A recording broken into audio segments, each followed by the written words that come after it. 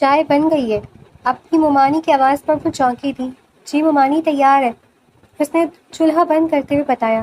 اچھا ٹھیک ہے، تو پھر ایسا کرو یہ چائے جا کر فوراً ہادی کو دے آؤ، وہ باہر لان میں بیٹھا ہے، اور دیر مت کرنا، ذرا سی ٹھنڈی ہو گئی تو پوری حویلی سر پر اٹھا لے گا۔ اپنی ممانی کی بات پر وہ گھبرا کر انہیں دیکھنے لگی۔ وہ انہیں منع کرنا چاہتی تھی لیکن وہ اسے موقع دیے بغیر اپنا حکم سنا کر وہاں سے جا چکی تھی۔ وہ بیچاری پریشانی سے چائے کو گھونے لگی۔ ہادی میر کے سامنے جانے کا سوچ کر ہی اس کی روح کانپ اٹھتی تھی۔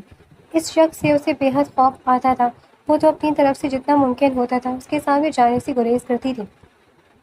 ہانیہ کے ماں باپ کا 5 سال پہلے انتقال ہو گیا تھا اور تب اس کے نانا اسے اپنے ساتھ اپنی حویلی میں لے آئے تھے۔ یہاں پر اس کے نانا اور ماموں کے سوا باقی سب کا رویہ کچھ خاص خوشگوار نہیں تھا۔ اس پر کوئی بہت زیادہ ظلم تو نہیں ہوتا تھا لیکن اکثر اس کے معاملے میں ناانصافی کی جاتی تھی۔ اسے ہر بار یہی جتایا جاتا تھا کہ وہ اس حویلی کی بیٹی نہیں ہے، بلکہ وہ لوگ اس پر احسان کرتے ہوئے اسے یہاں رکھ رہے ہیں۔ اس کے 2 ماموں تھے، بڑے ماموں کا ایک اکلوتا بیٹا اور 2 بیٹیاں تھیں، جبکہ چھوٹے کی ایک ہی بیٹی تھی۔ اس کے ماموں کے بچے بڑے ہی مغرور اور انا والے تھے۔ وہ 14 سال کی بچی تھی جب وہ یہاں آئی تھی اور اب وہ 19 سال حسین دوشیزہ بن چکی تھی۔ حسین اتنی کہ کوئی دیکھے تو نظر ٹھہر جائے، نہایت ہی سلیقہ مند اور معصومانہ طبیعت کی مالک تھی۔ اس سے پہلے بھی جب کبھی اپنی ماں کے ساتھ وہ حویلی آتی تو بس اپنے کمرے تک ہی محدود رہ جاتی، کیونکہ یہاں اسے کسی سے بھی کزن والی محبت نہیں ملتی تھی، اور اب تو ان لوگوں نے اسے بوجھی سمجھنا شروع کر دیا تھا۔ اس کی کزنس کا اسے دیکھ کر ہمیشہ منہ بن جاتا تھا۔ کوئی کام وغیرہ ہوتا تو وہ انہیں ضرور یاد آتی تھی، ورنہ اس سے سیدھے وہ بات کرنا بھی پسند نہیں تھا۔ اب تو اسے ان سب کے رویوں کی عادت ہو گئی تھی، لیکن اس کے ماموں کا بیٹا ہادی میر ایک واحد ایسا شخص تھا کہ جس کا خوف ہر بار اسے نئے سرے سے کپکپانے پر مجبور کر دیتا تھا۔ وہ اس کے خوف کی عادی نہیں ہو پائی تھی۔ وہ بچپن سے اسے عجیب سی نگاہوں سے گھورتا رہتا تھا جس سے وہ ڈر جایا کرتی تھی۔ گزرتے وقت کے ساتھ ساتھ اس کی دہشت اس پر مزید حاوی ہوتی گئی۔ وہ شروع میں وہ جب یہاں آئی تھی تو اس کی ہم عمر ہونے کے باوجود بھی اس کی کزن کبھی اس سے بات تک نہیں کرتی تھی۔ وہ یہاں بالکل اکیلا محسوس کرتی تھی۔ تب اس کی دوست حویلی کی ایک ملازمہ کی بیٹے فخر سے ہوئی، جو کہ اس کا ہی ہم عمر تھا اور حویلی کے پیچھے بنے سرونٹ کوارٹرز میں سے رہتا تھا۔ وہ اس حویلی میں اس کا پہلا اور آخری دوست تھا۔ وہ اکثر شام کو پچھلے لان میں اس کے ساتھ کھیلنے جاتی۔ 1 ہفتہ ہی ہوا تھا ان کی دوستی کو جب ہادی میر کو اس بات کی خبر ہو گئی، اور تب وہ غصے سے پاگل ہوتا پہلی بار ہانیہ پر چلایا تھا۔ اس کی ڈانٹ آج تک اسے یاد تھی، اتنی بری طرح سے تو اس کی مہمانیوں نے بھی کبھی اسے نہیں ڈانٹا تھا جس سختی کے ساتھ ہادی میر نے اسے جھڑک دیا، اور یہی نہیں بلکہ اس کے دوست فخر کی فیملی کو بھی حویلی سے نکال کر باہر کیا تھا۔ اس رات وہ اپنے کمرے میں بند پوری رات روتی رہی تھی۔ کتنی مشکل سے اسے ایک اچھا دوست ملا تھا، لیکن یہاں حویلی والوں کو یہ بھی گوارا نہیں تھا۔ وہ اس رات سو نہیں پائی تھی۔ ہادی میر اس سے 10 سال بڑا تھا، بلکہ ان سب کزن سے ہی بڑا تھا۔ اس کی باروب اور وجیح پرسنالٹی پر ہر ایک کو اس کا دیوانہ کر دیتی تھی۔ وہ حویلی کا اکلوتا بیٹا اور وارث ہونے کے ساتھ ساتھ 12 گاؤں کا سردار بھی تھا۔ یہی وجہ تھی کہ ضد اور غرور میں اس کا کوئی ثانی نہیں تھا۔ جب وہ فیصلہ کرتا تو گھر کے بڑوں سے لے کر چھوٹے ہر ایک فرد کو اس کا فیصلہ ماننا پڑتا تھا۔ اس کے کیے گئے فیصلے پر اعتراض اٹھانے کا اس حویلی میں کسی کو حق نہیں تھا۔ وہ تو پھر ویسے ہی ایک معصوم سی بے ضرر سی لڑکی تھی، لیکن مقابل کے ظلم کو وہ بھولی نہیں تھی۔ پھر اس کی دہشت اور ظلم کے قصے حویلی کی مکینوں اور ملازمین سے وہ آئے دن سنتی رہتی تھی۔ جرگے میں کیے جانے والے اس کے بے رحمانہ فیصلوں کے بارے میں سنتے اس کے خوف میں اضافہ ہوتا تھا۔ اس لیے اس کے ڈر سے وہ اس کے سامنے جانے سے گریز کرتی تھی۔ اب بھی اس کے پاس چائے لے جانے کا سوچتے ہوئے وہ خوف سے کانپ رہی تھی، لیکن مرتے کیا نہ کرتے کہ مزداق اسے اپنی ممانی کی بات بھی ماننی ہی تھی۔ اس لیے اپنے خوف پر قابو پاتے پناہ چاہتے ہوئے بھی لان کی جانب بڑھ گئی۔ سامنے ہی اسی مقابل اس کی جانب پشت کیے لان میں رکھے صوفے پر بیٹھا ہوا نظر آیا۔ وہ دل ہی دل میں کوئی ورد کرتی ابھی اس کی جانب بڑھی رہی تھی جب اس کی پاردار آواز دبے جانے والے حکم کو سن کر وہ اپنی جگہ پر ساکت رہ گئی۔ گل خان، یاد رکھنا اس لڑکی کی سزا موت کے سوا کچھ نہیں۔ اس نے گھر سے بھاگ کر جو جرم کیا ہے وہ ناقابل معافی ہے۔ اس لڑکی کو پورے گاؤں والوں کے سامنے قتل کیا جائے گا تاکہ آئندہ کوئی بھی لڑکی ایسی گری ہوئی حرکت کرنے کی کوشش نہ کرے۔ مقابل کے دیے جانے میں حکم پر وہ خوفزدہ سی سانس روک کے اس کی پشت کو دیکھنے لگی۔ مقابل کا خوف نئے سرے سے اس پر حاوی ہوا تھا۔ اس کے ہاتھ میں موجود چائے کا کپ اس کے ہاتھ سے گرتا زمین بوس ہوا تھا۔ کپ ٹوٹنے کی آواز پر وہ جو غضب کے عالم میں ارد گرد سے لاپرواہ تھا، चौंक कर गर्दन मोड़े पीछे देखने लगा और उसका गर्दन मोड़कर अपनी जानब देखना था कि वो हड़बड़ाकर उल्टे पैर वहां से भागी थी, जैसे अगर ये एक लम्हा भी मजीद वहां रुकी तो वो उसका भी कत्ल कर डालेगा। जबकि हादी ने एक कहर भरी नजर पहले लॉन पड़े टूटे हुए चाय के कप पर और फिर दरवाज़ा हवेली के दाखिली दरवाजे पर डाली, जहाँ से वो सिया आंचल वाली दुश्मनी जा भागी थी। वो लब भेज कर अपनी मुट्ठी जोर से सामने मौजूद टेबल पर मार गया था। उसे अफसोस हुआ था, उसे मालूम होता कि वो आ रही है तो वो कभी ऐसे अल्फाज मुंह से ना निकालता। एक वाहिद यही लड़की थी जिसे वो कभी खुद से खौफजदा नहीं करना चाहता था, लेकिन पता नहीं क्यों ना चाहते हुए भी हर बार वो लड़की उसके दहशतनाक रूप की गवाह बन जाती थी। जुल्म का दूसरा नाम हादी मीर खान था, लेकिन कोई नहीं जानता था कि इस संगदिल जालिम सरदार के सीने में मौजूद दिल एक नाजुक सी कम सुन हसीना के लिए धड़कता था, जो उसे देखते ही डर के मारे छुप जाया करती थी। वो लड़की बचपन से ही हादी मीर खान की मोहब्बत थी, कोई आजकल की पसंद तो नहीं थी। ये तो बरसों का इश्क था जिससे वो लड़की अब तक नावाकिफ थी। वो इससे बहुत छोटी थी, वो नहीं चाहता था कि वक्त से पहले वो इसके जज्बात से आगाह हो। उसने बड़े सब्र और तहम्मुल के साथ उसके बड़े होने का इंतजार किया था, मगर उस लड़की का खुद से डरना, उसे देखकर छुप जाना, उससे दूर भागना, ये सब हादी मीर खान की बर्दाश्त आजमा रहा था। वो जैसे जैसे बड़ी होती जा रही थी, हादी मीर खान को वो खुद से दूर जाती महसूस हो रही थी। लेकिन अब वक्त आ गया था जब वो हादी मीर खान की इश्क से आशना होती, हमेशा के लिए उसकी मिल्कियत बन जाए। अपने बेचैन होते दिल को बहलाते हादी मीर खान ने खुद को तसल्ली दी थी।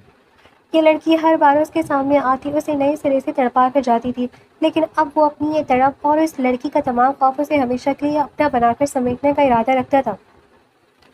ये आप क्या कह रहे हैं नाना जान? हादी लाला से निकाह? मैं ये कैसे कर सकती हूँ, वो तो बहुत बड़े हैं। अपनी नाना की बात पर हानिया की तुझे से सांस सीने में अटक गई थी। वो खौफजदा नजरों से इन्हें देखती हुई अटक अटक कर बोली थी, बेटा सोचो, तुम हमेशा के लिए हमारे पास रहोगी। तुम हमारी इकलौती बेटी की आखिरी निशानी हो। हम तुम्हें खुद से दूर करने का हौसला नहीं रखते। इससे अच्छी क्या बात है कि तुम हमारे हादी की दुल्हन बनकर हमेशा के लिए हमारे पास रह जाओ। ये हमारी इल्तिजा और ख्वाहिश दोनों है, इनकार मत करना। अपने नाना जान की इल्तिजा या अंदाज में कहने पर वो समझ नहीं पाई कि क्या कहे। वो वाहिद थे जो इससे बेपनाह मोहब्बत करते थे। वो इन्हें चाहकर भी इनकार नहीं कर पाई, लेकिन अपने डर और खौफ पर वो काबू नहीं कर पा रही थी। बड़ी खुश नजर आ रही है। तुम्हें क्या लगता है कि कोई हूर परी हो तुम, जो 12 गांव का इकलौता सरदार हादी मीर खान तुमसे निकाह के लिए तैयार हो गया है? वो तुमसे सिर्फ एक खास मकसद के लिए शादी कर रहे हैं, और पता है वो मकसद क्या है? उसके छोटे मामू की इकलौती बेटी फारिया थी, जो कि दिल ही दिल में हादी मीर खान को पसंद करती थी, और अब यूं उसके निकाह की खबर पर गुस्से से आंख बगोला होती हानिया का रास्ता रुक गई थी। उसकी बात पर हानिया नासमझी से उसे देखने लगी। तुम्हारी शक्ल बता रही है कि तुम कुछ नहीं जानती। खैर, मैं बता देती हूँ। खान ने सिर्फ और सिर्फ तुम्हारी जायदाद की खातिर तुमसे निकाह किया है, क्योंकि अगर तुम्हारी शादी कहीं और होती तो वो ज़मीन और जायदाद जो तुम्हारी माँ का हक था वो तुम्हें देनी पड़ती। इसलिए दादा जान के कहने पर वो तुमसे निकाह के लिए तैयार हो गए, क्योंकि ये सब ज़मीन जायदाद तुम सिर्फ शादी के बाद अपने शौहर को दे सकती हो, और जब उनका मकसद पूरा हो जाएगा वो धक्के देकर तुम्हें इस हवेली से निकालेंगे। लेकिन तब तक तुम्हें इस हवेली में बस उनका खिलौना और एक मुलाजिम बनकर रहोगी, जिससे वो अपने तमाम काम करवाएंगे और अपनी ज़रूरत पूरी करेंगे। वरना हकीकी शादी तो वो मुझसे करेंगे, क्योंकि वो मुझसे मोहब्बत करते हैं। तुमसे शादी करना सिर्फ और सिर्फ उनकी मजबूरी है। हो सकता है कि अपना मकसद पूरा करके तुम्हें निकालने के बजाय हमेशा के लिए मौत की नींद सुला दें, ताकि तुम यहाँ से निकलकर उनके खिलाफ कोई कदम ना उठा सको। आखिर उनके लिए किसी को कत्ल कर देना कौन सा मुश्किल है? फारिया के जहर खाना अंदाज में किए जाने वाले इंकशाफ पर वो साकित रह गई। अगले जुमला उसकी आखिरी बात सुनकर उसे एक झटका लगा था। इस शख्स का बेरहम जज्बात से आरी चेहरा आंखों के पर्दे पर लहराया। उसका मासूम सा दिल कांप उठा। वो वाकई सही कह रही थी, ये सब मुमकिन था। वो जालिम शख्स बआसानी उसे कत्ल कर सकता था, और शायद किसी को मालूम ही ना होता। वो इसे यहीं कहीं हवेली में दफना देता, और उसकी कब्र तक भी कहीं कोई ना पहुंच पाता। उसकी आंखों में टूटे हुए कांच की खिड़कियों के साथ साथ खौफ के साए गहरे होते नजर आए थे।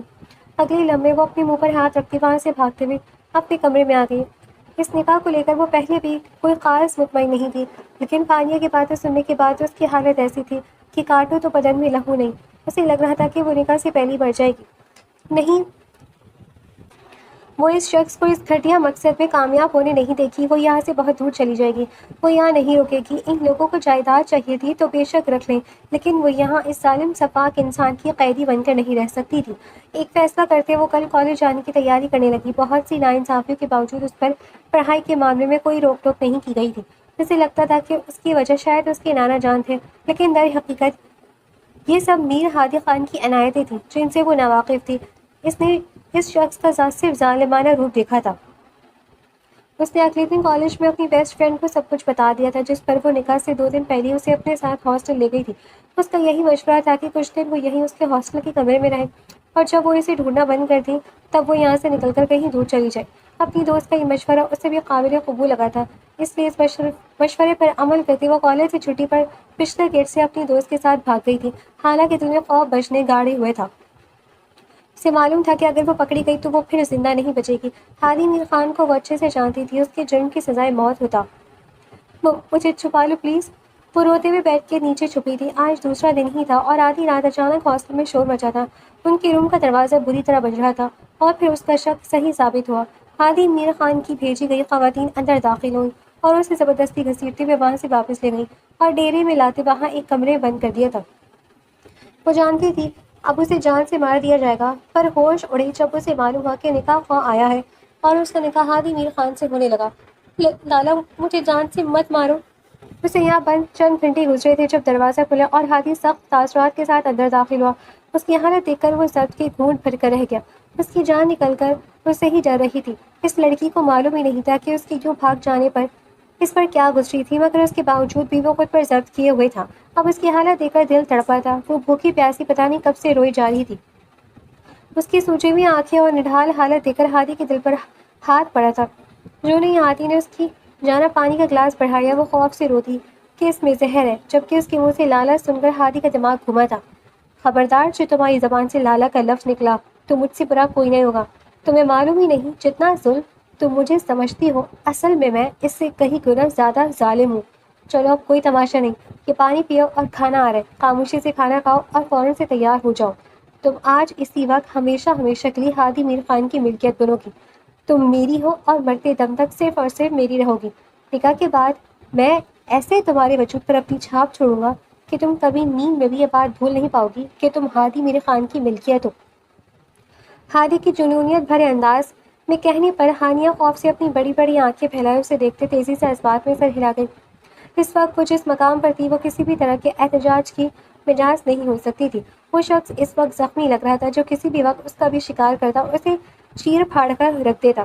وہ اسے مزید غضبناک نہیں کرنا چاہتی تھی، اس لیے خاموشی سے اس کی خواہش کے آگے سر جھکا دیا۔ چند لمحوں کا کھیل تھا اور اس کا نکاح اس مرد کے ساتھ ہو چکا تھا جس کے سامنے جانے سے بھی وہ خوفزدہ ہو جاتی تھی۔ اس شخص نے اسے جان سے نہیں مارا تھا، مطلب یقیناً وہ اسے موت سے بھی بدتر سزا دینے والا تھا۔ یہ سوچ سوچ کر اس کی جان نکل رہی تھی۔ پتہ نہیں وہ ظالم شخص اس کے ساتھ کیسا سلوک کرے، پتہ نہیں اس کا کیا حشر کرے گا۔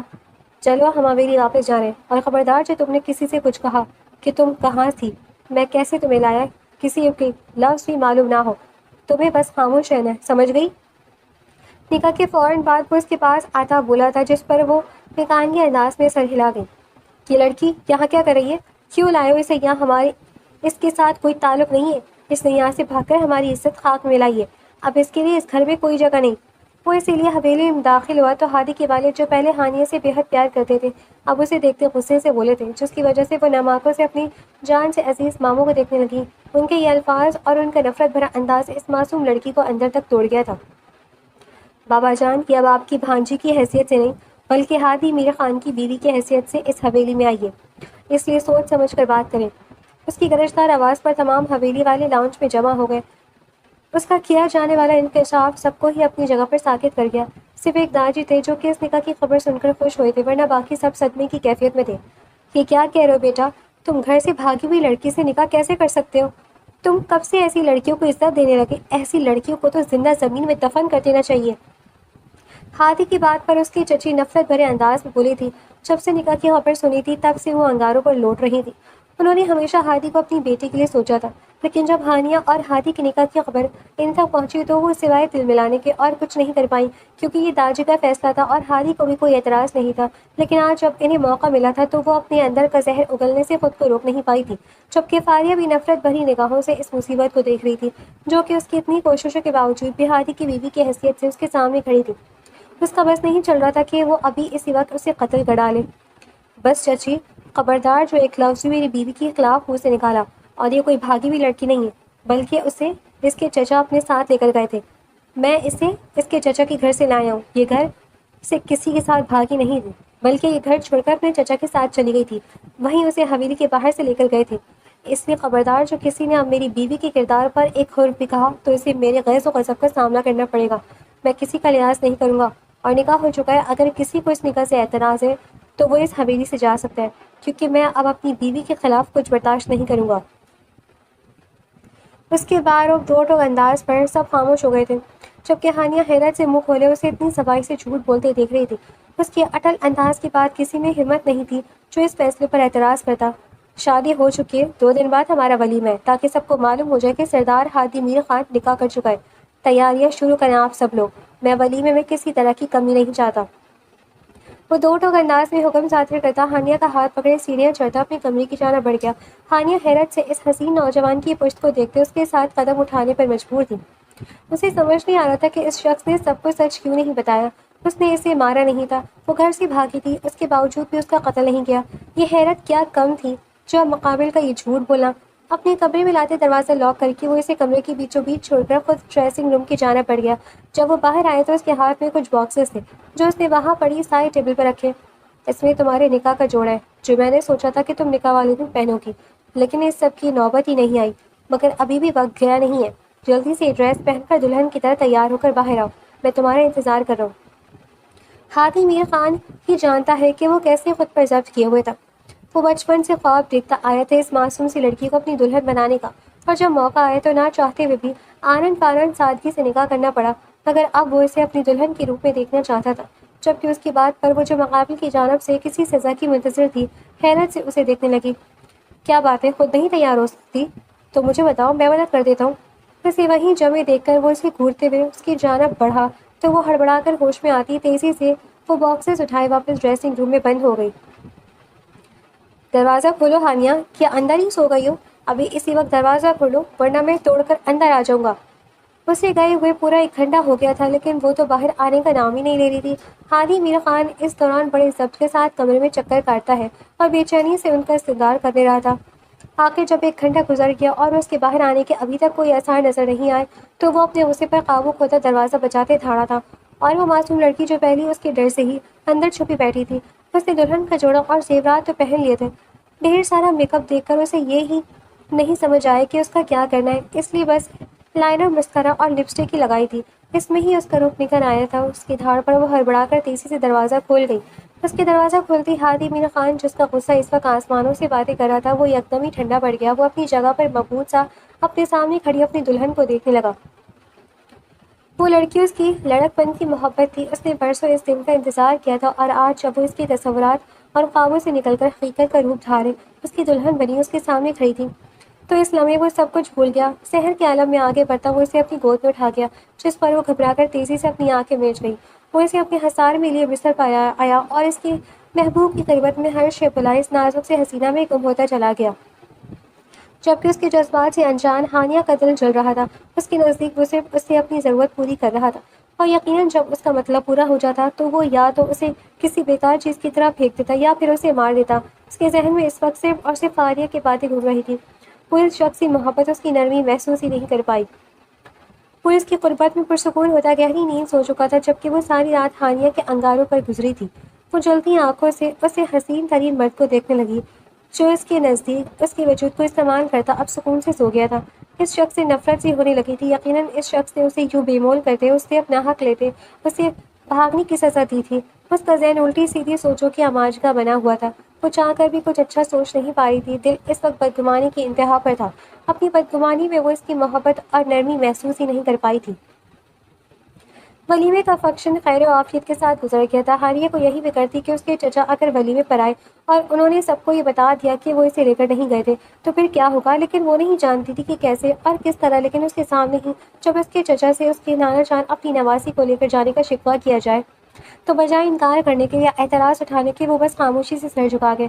اس بات پر واقعی حیران رہ گئی، لیکن جو بھی تھا اچھی بات ہے یہ تھی کہ سب ٹھیک ہو گیا تھا، کیونکہ جب سے سب کو یہ معلوم ہوا تھا کہ وہ گھر سے بھاگی نہیں تھی بلکہ اس کے چچا اسے لے کر گئے تھے، تب سے اس کے دونوں ماموں اور نانا کا رویہ اس کے ساتھ پھر سے پہلے جیسا ہو گیا تھا، اور وہ اب یہاں رہتے ہوئے ان کی ناراضگی مزید مول نہیں لے سکتی تھی۔ اگلی صبح وہ دونوں ساتھ ہی ناشتے کے لیے نیچے آئے تھے۔ ہادی جہاں بہت ہی خوش نظر آ رہا تھا وہیں کافی بجھی ہوئی نظر آ رہی تھی۔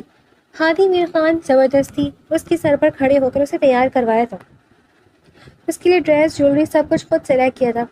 وہ اس وقت اس کے رنگ میں رنگی بے حد حسین لگ رہی تھی، لیکن اس شخص سے بدگمان ہونے کی وجہ سے اسے لگ رہا تھا کہ وہ شخص بس اسے نیچا دکھانے کے لیے اس کے ساتھ زبردستی کر رہا ہے۔ وہ اس سے یہ سب کروا کے اس پر یہ ثابت کرنا چاہتا ہے کہ وہ اب اس کی زر خرید غلام ہے۔ ناشتہ کہاں ہے فاریہ؟ ہادی اپنے دادا کے سامنے والی دوسری سربراہی کرسی پر بیٹھا اور معمول کے مطابق فاریہ کو پکارا، کیونکہ ناشتہ اور رات کا کھانا ہمیشہ وہی سرو کرتی تھی۔ وہ یہی ظاہر کرتی تھی کہ یہ اسی نے بنایا ہے، حالانکہ ناشتہ اور رات کا کھانا ہانیہ بناتی تھی، لیکن فاریہ ٹیبل پر کھانا سجا کر سب کو یہی تاثر دیتی تھی کہ وہ خود کھانا بنا کر لاتی ہے۔ ہادی میر خان کی پکار پر فاریہ، جو کہ جلتی نگاہوں سے ہانیہ کو گھور رہی تھی، وہ خوشی سے اچتاتی نظریں ہانیہ پر ڈال کر فوراً کچن کی جانب بڑھ گئی۔ کچھ دیر میں اس نے معمول کی طرح کھانا لگا دیا۔ یہ کیا ہے کھانے میں؟ ذائقہ کیوں نہیں ہے فاریہ؟ کھانا کیا کسی اور نے بنایا ہے؟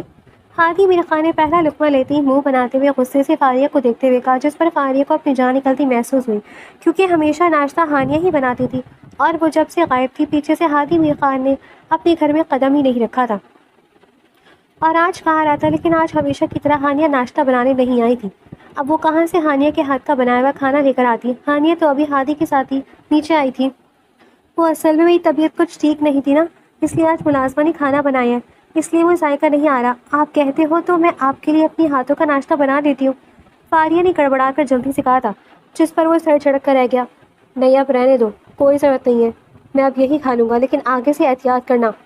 وہ سنجیدگی سے کہہ کر اب اپنی بیوی کو دیکھنے لگا، جو پتہ نہیں کیوں سر جھکائے کھڑی انگلیوں میں مڑ رہی تھی۔ آج سے پہلے اسے کبھی فاریہ اور ہادی کے درمیان ایسی بے تکلفی محسوس نہیں کی تھی، حالانکہ وہ نارمل انداز سے بات کر رہے تھے، لیکن فاریہ کی گئی باتوں کی وجہ سے اسے ایسا لگ رہا تھا جیسے ان دونوں کے درمیان بڑا ہی کوئی گہرا تعلق ہو۔ تم کیا سوچ رہی ہو؟ آؤ بیٹھو، اتنا بھی برا کھانا نہیں ہے کہ کھایا نہ جا سکے، بس مجھے لگتا ہے کہ مجھے فاریہ کے ہاتھ کے کھانے کی کچھ زیادہ ہی عادت ہو گئی ہے، یہ جب رخصت ہو جائے گی تو بڑی مشکل ہوگی۔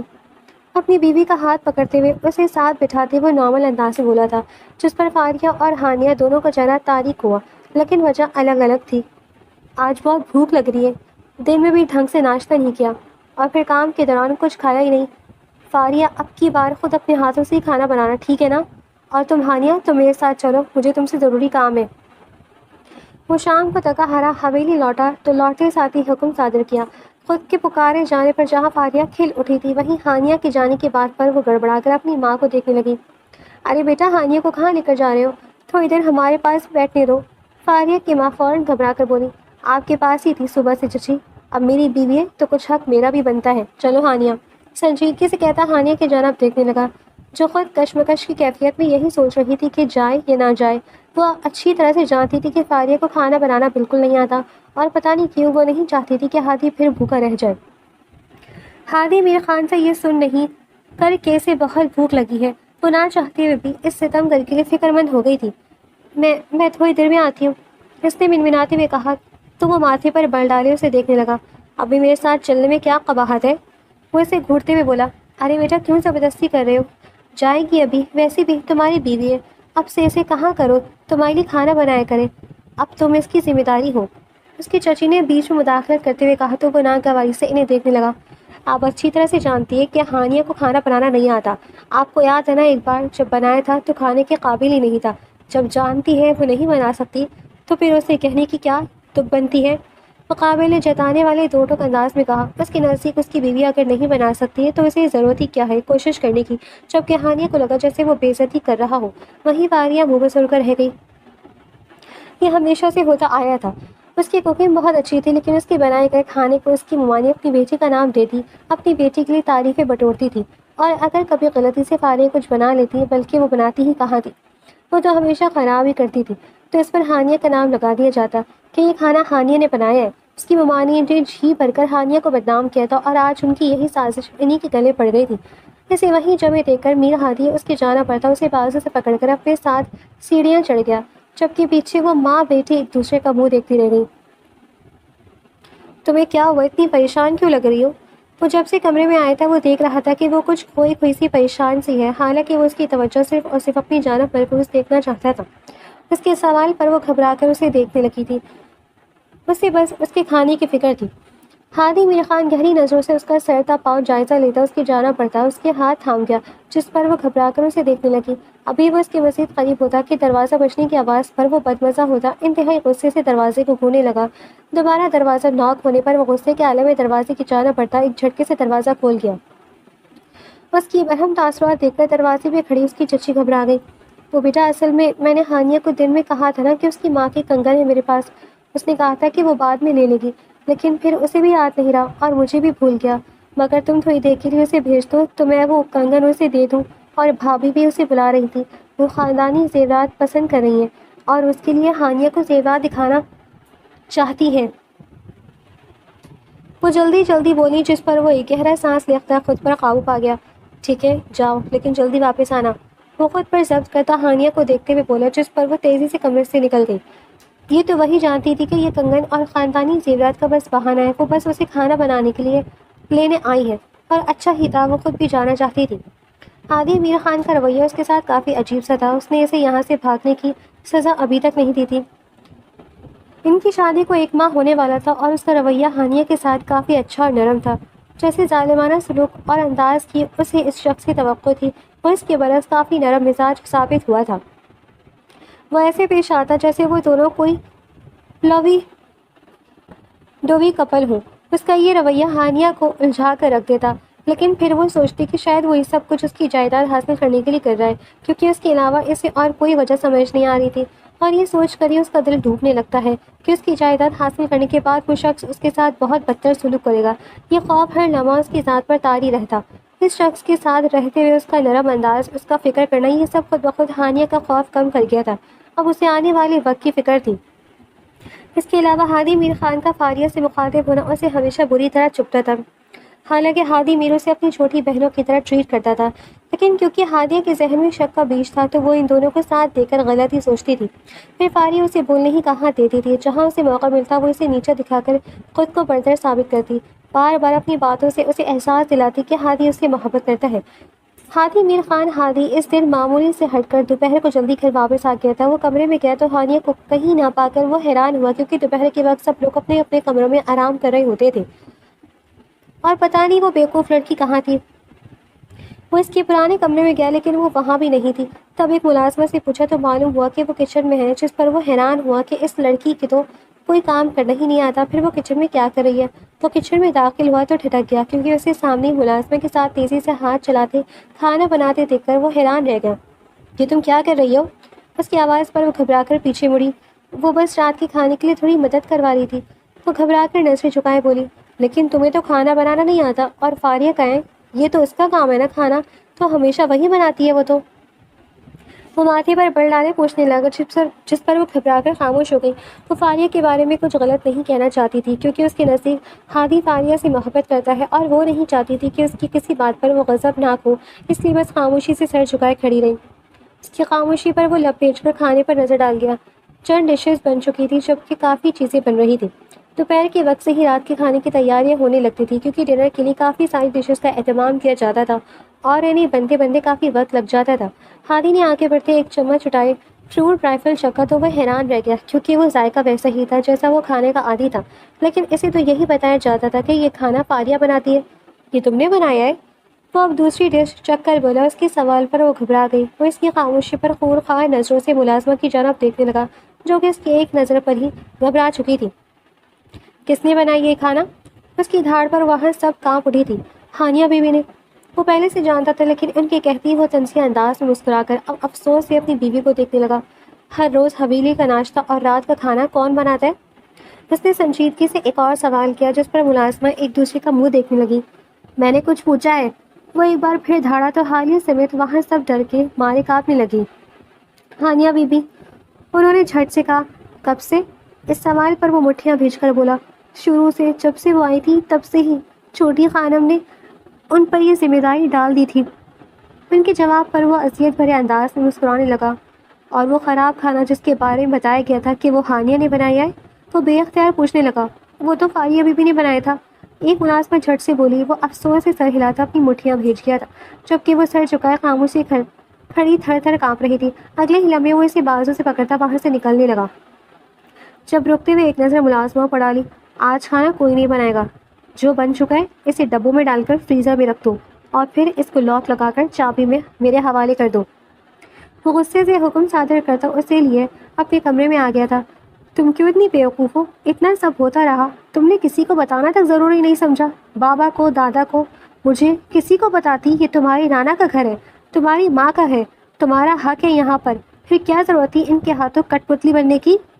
وہ غصے کے عالم میں بولا تو اس کے غصے کے ڈر سے وہ پھوٹ پھوٹ کر رونے لگی، جس پر وہ ایک دم خاموش ہوتا اسے اپنی سینے سے لگا گیا تھا۔ وہ اس بیوقوف لڑکی کو کیا ہی کہتا، لیکن جنہوں نے یہ ناانصافی کی تھی وہ انہیں معاف نہیں کرنے والا تھا۔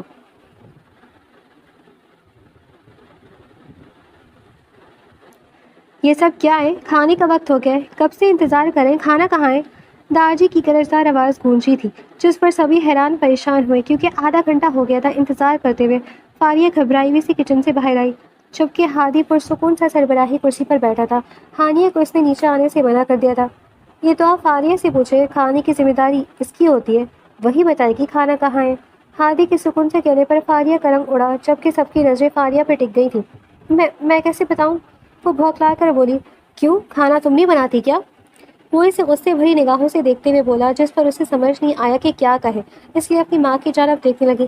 بیٹا، آج فاریہ کی طبیعت کچھ ٹھیک نہیں تھی، اس لیے اس نے کھانا نہیں بنایا۔ ہم نے ہانیہ کو کہا تھا کہ وہ ملازمین سے کہہ کر کھانا بنوا لے، پتہ نہیں وہ کہاں رہ گئی۔ انہوں نے اچانک ہی گڑبڑا کر تمام ملبہ ہانیہ پر ڈال دیا، جس پر وہ طنزی انداز مسکرایا۔ تبھی ایک ملازمہ کو اشارہ کیا، جو کھانا بناتا یہاں پیش کرو۔ اس کے حکم پر ملازمہ فوراً فریزر میں چھپا رکھا گیا کھانا گرم کر کے لے آئی۔ سب حیرت سے اسے دیکھنے لگے۔ یہ کیا ہے؟ داجی حیران سے پوچھنے لگے۔ یہ وہی کھانا ہے جو ہانیہ نے بنایا ہے، اور پچھلے 5 سال سے ہانیہ ہی بناتی آ رہی ہے، اور ان محترمہ کا نام لگا کر یہاں پیش کیا جاتا ہے۔ آپ کو شرم نہیں آتی چچی، اس یتیم مسکین بچی کے ساتھ ایسا ظلم کرتے ہوئے؟ اور مورے، آپ بھی اس میں شامل تھیں؟ وہ جتانے والے انداز میں کہتا وہاں موجود سب کے سروں پر بم گرا گیا، تو مرد حضرات حیرت سے ہادی کو دیکھنے لگے۔ کیا یہ سچ ہے بہو؟ ناجی کی گرجدار آواز گونجی تو وہ سب گھبرا گئی۔ یہ جھوٹ ہے، آپ کو ہانیہ نے کہا ہے نا، وہ جھوٹ بول رہی ہے، مجھے پھنسا رہی ہے۔ فاریہ فوراً گھبرا کر بولی تو وہ غصے سے بھری نگاہوں سے اسے دیکھنے لگا۔ ہانیہ تمہاری طرح جھوٹی ہرگز نہیں ہے، اور مجھے یہ سب ہانیہ سے نہیں، یہاں کی ملازمین سے معلوم ہوا ہے، اور میں نے اپنی آنکھوں سے ہانیہ کو کھانا بناتے ہوئے دیکھا ہے۔ وہ غصے سے گرائے تو سب مرد افسوس اور غصے سے انہیں دیکھنے لگے۔ آج کے بعد میری بیوی کے ساتھ اس حویلی میں ذرہ برابر بھی ناانصافی ہوئی، یا پھر میں نے کسی کو اس پر خواہ کا روک جھاڑتے ہوئے دیکھا، تو اسے اسی وقت حویلی سے بے دخل کر دوں گا۔ میری بیوی اب سے کھانا نہیں بنائے گی، نہ ہی کچن میں قدم رکھے گی، اور چچا جان اپنی بیٹی کو باندھ کر رکھیں، بلکہ جتنی جلدی ممکن ہوتا ہے اسے رخصت کریں، میں اب اسے مزید یہاں برداشت نہیں کر سکتا۔ وہ غصے سے کہتا وہاں سے اٹھ گیا تھا، جبکہ اب داجی کی پاردار آواز پورے ڈائننگ ہال میں گونج رہی تھی، اور فاریہ کے والد کا تو بس نہیں چل رہا تھا کہ اپنی بیوی اور بیٹی کا منہ توڑ دے۔ وہ بس سب کے سامنے لحاظ کر رہے تھے۔ ان دونوں ماں بیٹی نے آج انہیں سب کے سامنے ذلیل کروا کے رکھ دیا تھا، جبکہ فاریہ پہلی بار اتنی برا اور اتنی بری طریقے سے سب کی ڈانٹنے پر روتی ہوئی دھیرے دل میں ہانیہ کو کوسنے میں مصروف تھی۔ میں نے کچھ نہیں کیا، میں بے قصور ہوں، میں نہیں جانتی میں وہاں کیسے پھنس گئی، وہ روتے ہوئے بول رہی تھی۔ اسے معلوم تھا کوئی یقین نہیں کرے گا۔ تم کمرے میں جاؤ، میں خود سب سنبھال لوں گا، تم سے بھی میں آ کر بات کرتا ہوں۔ ہادی کے دو ٹوک انداز پر وہ افسوس سے اسے دیکھتے روتے ہوئے اپنے کمرے کی جانب بڑھ گئی تھی۔ اسے ایک ملازمہ نے کہا تھا کہ خان صاحب اسے پچھلے لاؤں میں بلا رہے ہیں، لیکن جب وہ وہاں گئی تو کسی نے اسے پچھلے کوارٹرز میں بنے ایک بوسیدہ سے پرانے کمرے میں دھکا دے کر دروازہ بند کر دیا، جہاں حویلی کا ایک پرانا ملازم موجود تھا، جس نے اس پر یہ انکشاف کیا کہ اسے یہاں خود ہادی میر خان کے حکم پر قید کیا گیا ہے۔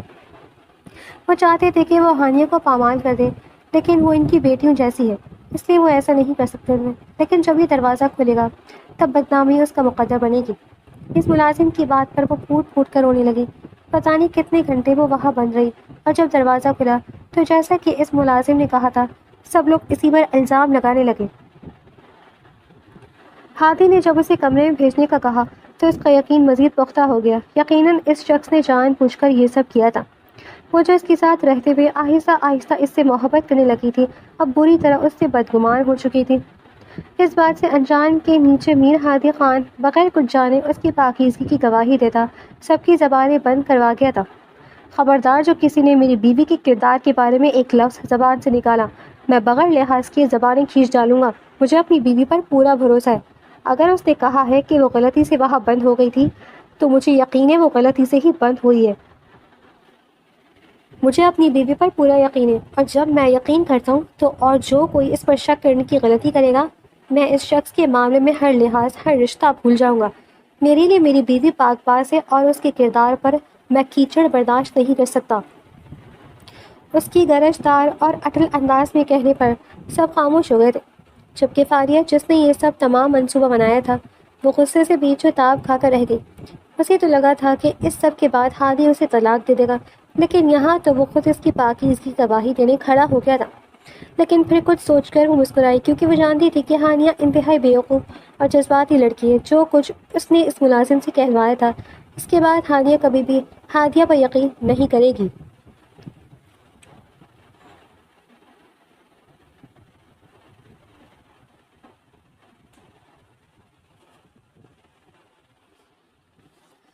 وہ کمرے میں داخل ہوا تو اسے زمین پر بیٹھے گھٹنوں کے گرد ہاتھ باندھے روتے ہوئے پایا۔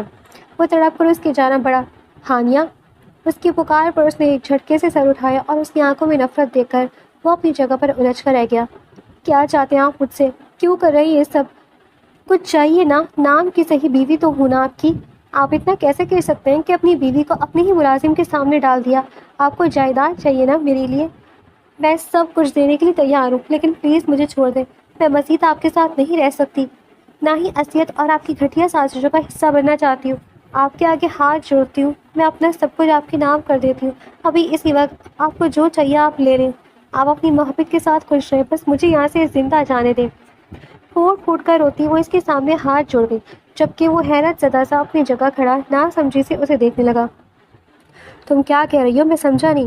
اس کی نہ سمجھی سے پوچھنے پر وہ ہنسنے لگی۔ انجان مت بنے، میں سب کچھ جانتی ہوں۔ میں پہلے دن سے آپ کا منصوبہ، آپ کا مقصد جانتی تھی۔ میں یہ بھی جانتی ہوں کہ آپ فاریہ سے محبت کرتے ہیں اور مجھ سے شادی صرف اور صرف جائیداد کی خاطر کی ہے۔ میری جائیداد حاصل کر کے آپ یا تو مجھے مار دیں گے یا پھر اس حویلی سے نکال دیں گے، اور اب یقیناً مجھے کمزور کرنے کے لیے یہ گھٹیا کھیل کھیل رہے ہیں۔ لیکن اب میں یہ سب برداشت نہیں کروں گی۔ آپ کو جو چاہیے آپ لے لیں، مجھے جانے دے بس۔ اس کے روتے ہوئے کہتے ہی وہ حیران رہ گیا تھا۔ یہ سب کس نے کہا تم سے؟ اچانک ہی وہ سرد انداز بولا تھا۔ اسی نے جس سے آپ محبت کرتے ہیں اور جس سے آپ شادی کرنا چاہتے تھے، فاریہ۔ اس کی بات پر وہ غصے سے مٹھیاں بھیج کر رہ گیا۔ اسی لمحے میں سب کچھ سمجھ آ گیا تھا۔ چلو میرے ساتھ۔ وہ اسے بازو سے پکڑے اپنے ساتھ لے جانے لگا، جبکہ وہ مسلسل مزاحمت کر رہی تھی۔ ساتھ ہی ساتھ اس شخص سے خوف بھی آ رہا تھا۔ اتنا کچھ بول دیا تھا، پتہ نہیں وہ اس کے ساتھ اب کیا کرنے کا ارادہ رکھتا تھا۔ فاریہ! فاریہ فوراً باہر نکلو! اس کے دھارنے پر فاریہ حیران سے اپنے کمرے سے باہر آئی۔ ساتھ ہی حویلی کے باقی تمام افراد اپنے اپنے کمروں سے نکل آئے تھے۔ وہ ہانیہ کا بازو چھوڑ کر فاریہ کی جانب بڑھا، اور اس سے پہلے کہ وہ کچھ سمجھ پاتی اس نے ایک زوردار تھپڑ فاریہ کے منہ پر دے مارا تھا۔ وہ اپنے گال پر ہاتھ رکھ کر زمین کا حصہ بنی تھی، جبکہ باقی سب بھی حیران و پریشان سے ان دونوں کو دیکھ رہے تھے۔ کیا بدتمیزی ہے؟ فاریہ کے والد آگے بڑھے۔ یہ تو میں آپ سے پوچھتا ہوں کہ جو کچھ آپ کی بیٹی نے کیا ہے وہ کیا ہے؟ وہ غصے سے پاگل ہو رہا تھا۔ فاریہ کو اس سے خوف محسوس ہونے لگا تھا۔ کیا کیا میری بیٹی نے؟ وہ حیرانگی سے پوچھنے لگی۔ بتاؤ مجھے، تم نے کچھ کیا ہے ہانیہ سے؟ کیا جھوٹ بولا ہے؟ ابھی اسی وقت بتاؤ، ورنہ سب کے سامنے یہی تمہیں گولی مار دوں گا۔ وہ غصے سے کہتا اپنی گن نکال گیا تھا، جس پر وہ خوف سے تھر تھر کانپتی اسے دیکھنے لگی۔ وہ کس قدر ظالم ہے اس بات سے سب واقف تھے۔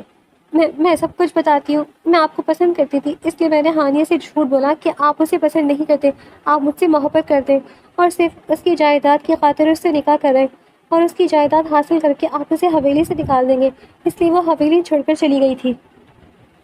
اس کے کہتے ہی سب غصے سے اسے دیکھنے لگے۔ اور کل ہانیہ کو تم نے ہی وہاں بند کروایا تھا نا، تاکہ اس کا کردار خراب کر سکو؟ ہادی کے غصے سے بندوق کی نال اس کے سر پر رکھ کر پوچھنے پر وہ فوراً عزمات میں سر ہلاتی اپنا جرم قبول کر گئی تھی، جس پر سب ساکت رہ گئے۔ وہ گن وہیں چھوڑ کر ایک جتاتی نظر سب پر ڈال کر ہانیہ کو لیے واپس اپنے کمرے کی جانب بڑھ گیا، جبکہ فاریہ کے والد غصے سے اپنی بیٹی کی جانب بڑھ رہے تھے۔ وہ اسے مار دینا چاہتے تھے، لیکن ان کے بھائی نے بڑی مشکل سے انہیں روک لیا۔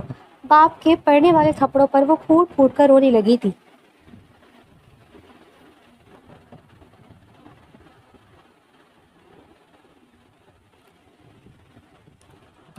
آئی ایم سوری، مجھے معاف کر دیں، میں فاریق کے باتوں میں آ گئی، مجھے نہیں پتہ تھا کہ وہ حسد میں یہ سب کچھ کہہ رہی ہے، مجھے لگا کہ شاید یہ سب کچھ سچ ہے۔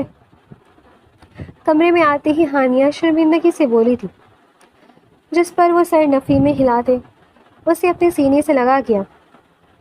میری جان، غلطی میری ہی ہے، اگر میں پہلے ہی دن تمہیں اپنی محبت کا احساس دلاتا، اپنے عشق کا اظہار کرتا، تو یہ نوبت ہی نہیں آتی، لیکن کیونکہ تم نکاح سے 2 دن پہلے مجھے چھوڑ کر بھاگ گئی تھی، اس لیے میری انا گوارا نہیں کرتی تھی کہ میں تم سے اظہار محبت کروں۔ تمہیں تو معلوم ہی نہیں ہے، لیکن میں بہت پہلے سے تم سے محبت کرتا ہوں، میں نے برسوں تمہارا انتظار کیا، تم میرے لیے اس دنیا میں سب سے زیادہ قیمتی ہو۔ ہادی کا یہ اظہار ہانیہ کو شاد کر گیا تھا، وہ بھی اس کچھ عرصے میں اپنے محرم اپنے شوہر سے محبت کرنے لگی تھی۔ میں اب وعدہ کرتا ہوں، اب کسی کو ہم دونوں کے درمیان آنے کی اجازت نہیں دوں گا۔ ہادی کے اس عہد پر ہانیہ نے بھی دل ہی دل میں خود سے عہد کیا کہ کسی کی باتوں میں آ کر اپنے رشتے کو کسی بیوقوفی کی نظر نہیں کرے گی۔ اس کا شوہر صرف اس کا تھا، وہ اس سے محبت کرتا تھا، اسے اور کچھ نہیں چاہیے تھا۔ اس کا دل یکدم ہلکا پھلکا سا ہو گیا تھا، زندگی خوبصورت لگنے لگی تھی۔ وہ مسکراتی ہوئی اپنے شوہر کے سینے سے سر ٹکا گئی تھی۔